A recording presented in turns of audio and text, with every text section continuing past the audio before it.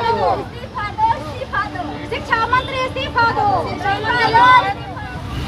नमस्कार, मेरा नाम चंद्रशेखर। आप मगही न्यूज़ देख रहे हैं। आपको बता दें, आज देश में जो है विश्वकर्मा पूजा हर्षोल्लास के साथ मनाया जा रहा है। साथ में प्रधानमंत्री मोदी जी का जन्मदिन भी मनाया जा रहा है। आपको बता दें, प्रधानमंत्री मोदी जी का जन्म 17 सितंबर 1950 को गुजरात में हुआ था।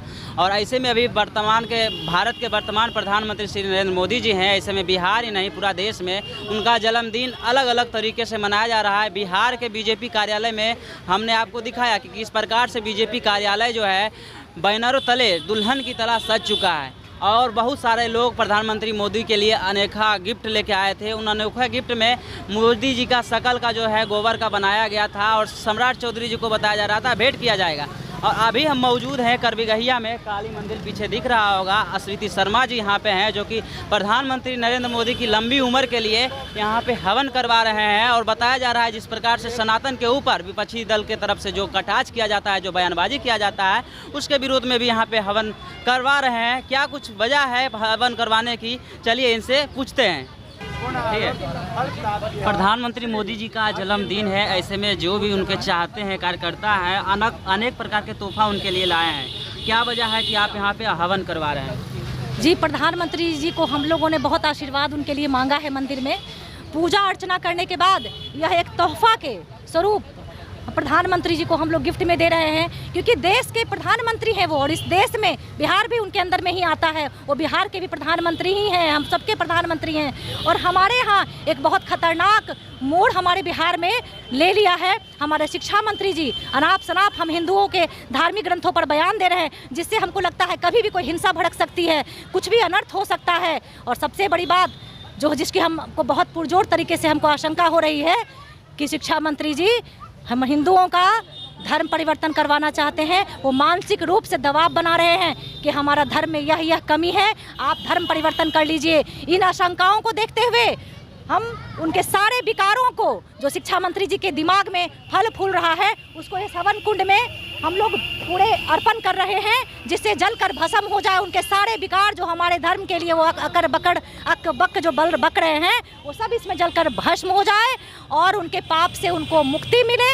मरणोपरांत उन्हें मोक्ष की प्राप्ति हो, क्योंकि प्रभु चरण में ही मोक्ष की प्राप्ति है।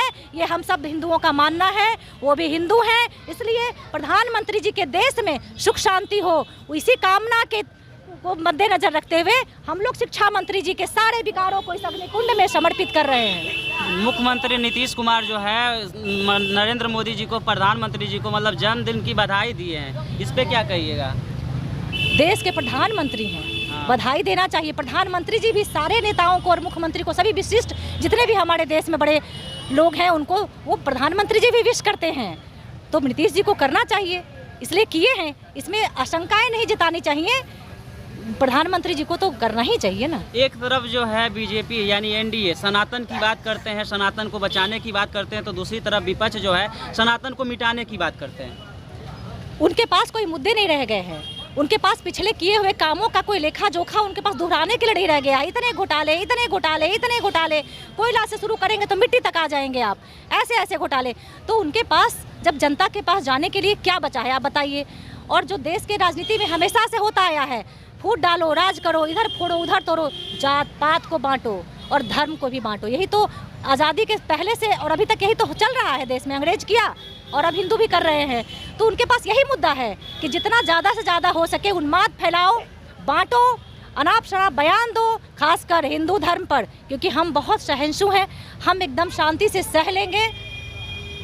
इसलिए वो अनाप शनाप बयान दे रहे हैं। ये देश बांटो करके वो राजनीति में आना चाहते हैं, उनकी मंशा कभी पूरी नहीं होगी। कुछ दिन पहले जो है उदयनिधि स्टालिन सनातन को बोले कि डेंगू मलेरिया है, इसे खत्म कर दिया जाए। क्या लगता है जो बाढ़ होता है सिर्फ सनातन पे हो रहा है? सनातन की बहुसंख्यक आबादी में सनातन को टारगेट किया जा रहा है। ऐसे में आने वाले दिनों में सनातन को क्या करना चाहिए? वो उनका जो कहता है ना, अंत समय में उनका बुद्धि खराब हो गया है। और स्टालिन तो ऐसे भी दूसरे धर्म के हैं, तो उनको मेरे धर्म में आस्था कैसे होगी? और बुद्धि जब भ्रष्ट हो गया है तो अब वो देखिए अपने ही पैर पे कुल्हाड़ी मार रहे हैं। एक तरफ वो समझ रहे हैं कि हमारे प्रधानमंत्री जी एक भारी बहुमत के साथ जीते हैं 2-2 बार, और उसमें हिंदू धर्म के वोट का बहुत बड़ा एक मतलब रोल रहा है हिंदुओं का। और आज के डेट में अगर आप देखें तो राम मंदिर बन जाने के बाद और कई ऐसे चीज़ें जो प्रधानमंत्री जी की ये योजनाएं लाए, उससे हिंदू बहुत खुश है।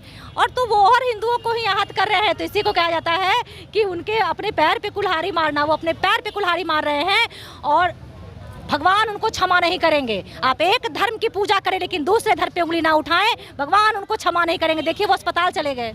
क्या लगता है इस हवन के माध्यम से क्या संकेत देना चाहते हैं विपक्षियों को या तो लोगों को? हम यह संकेत देना चाहते हैं, बल्कि उनको यह सुझाव भी देना चाहते हैं कि अगर आपको राजनीति में बने रहना है तो आप देश में तोड़ फोड़ और जात बांटो, धर्म बांटो, इसकी राजनीति छोड़ दें।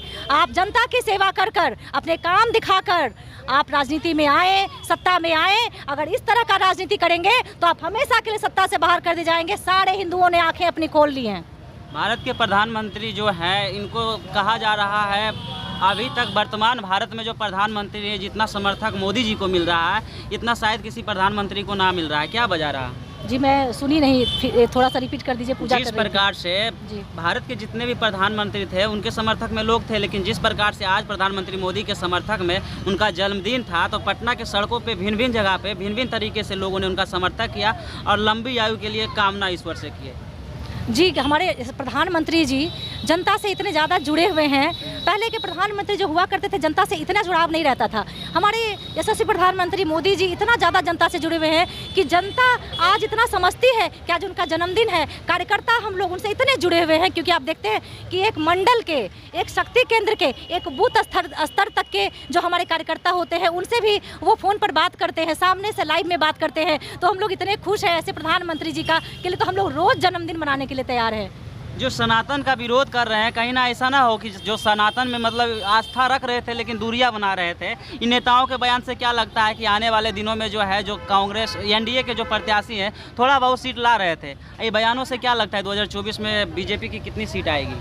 ये बहुत ही अच्छे अच्छे बयान दे रहे हैं। इससे हम हिंदुओं की आंखें खुल गई हैं। एक बच्चा भी समझने लगा है आपकी बातों को कि आप हमारे देवी देवताओं पर अटैक कर रहे हैं, आप हमारे देवी देवताओं को कितना छोटा और तुच्छ समझते हैं। इसका परिणाम उनको मिलेगा, बहुत ही भयंकर परिणाम मिलेगा। वो एकदम चित्त होकर गिरेंगे। आप देखिएगा, ये उनका जो फेंका हुआ पत्थर है ना, पत्थर फेंकने की उन लोगों को आदत है, वो उन्हीं पर आकर इस बार गिरेगा और हम लोग उसको फूल खिलाएंगे, देश में कमल का फूल खिलाएंगे। जनताओं से क्या अपील रहेगी? हमारे देश की जनता से यही अपील रहेगी कि हम चाहते हैं आप सब एकजुट रहें, किसी भी धर्म में कोई भी हो उनका सम्मान करें और एकजुटता से रहे, हमारा देश आगे बढ़े, इसी पर फोकस करें। ये थे बीजेपी की नेत्री अश्रिति शर्मा जी, जिन्होंने साफ शब्दों में कहा कि सनातन का विरोध करने वाले घमंडिया गठबंधन जिस प्रकार से अपनी सोच रख रही है, कहीं ना कहीं ऐसा ना हो कि जो सनातन में आस्था तो रखते थे लेकिन उनसे दूरियां थोड़ा बना लिया था। इन बयानों को सुनते हुए सब एक होंगे और 2024 में सफाया करेंगे। बाकी बात इस वीडियो के माध्यम से आप अपना प्रतिक्रिया देख सकते हैं। अगर जो फेसबुक पर देख रहे हैं तो शेयर और फॉलो करिए, यूट्यूब पर देख रहे हैं तो सब्सक्राइब करिए। धन्यवाद, जय हिंद।